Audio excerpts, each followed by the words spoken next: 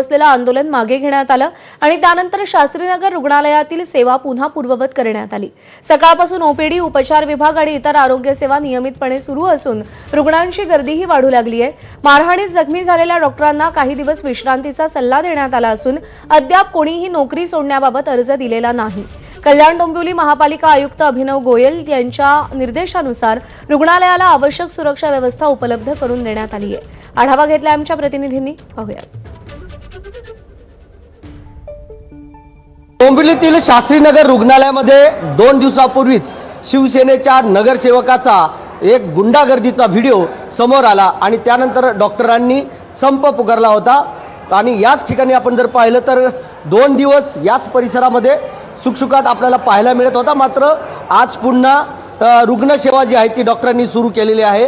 आपण जर पाहिलं तर याच रुग्णालयामध्ये अनेक रुग्ण काल आले होते, मात्र त्यांना पुन्हा त्यांच्या घरी परतावं लागलं होतं।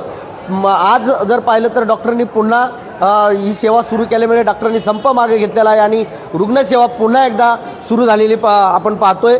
या ठिकाणी जो सुखसुखाट होता तो आता या परिसरामध्ये आपल्याला गजबजलेला भाग आपल्याला दिसतोय आणि विशेष म्हणजे पोलीस सुरक्षा जी आहे ती मोठ्या प्रमाणाने वाढवण्यात आलेली आहे। या रुग्णालयामध्ये पोलीस सुरक्षा, पोलीस बल जे आहे ते आता वाढवण्यात आलेलं आहे। त्यामुळे खरं पाहिलं तर गुंडागर्दी करणारे लोकप्रतिनिधी जे असतील किंवा इतर कोणी असतील त्यांच्यावरती नक्कीच पोलिसांच्या माध्यमातून आता त्यांना चाप मिळणार आहे, जेणेकरून अशा पद्धतीचे गुंडागर्दी करणारे नगरसेवक किंवा लोकप्रतिनिधी असतील त्यांच्यावरती पोलिसांनी कालच कारवाई केलेली आहे। त्यामुळे खरं पाहिलं तर कायदा हातात घेताना आता अनेकदा सर्वच गुंडांना विचार करावा लागणार आहे।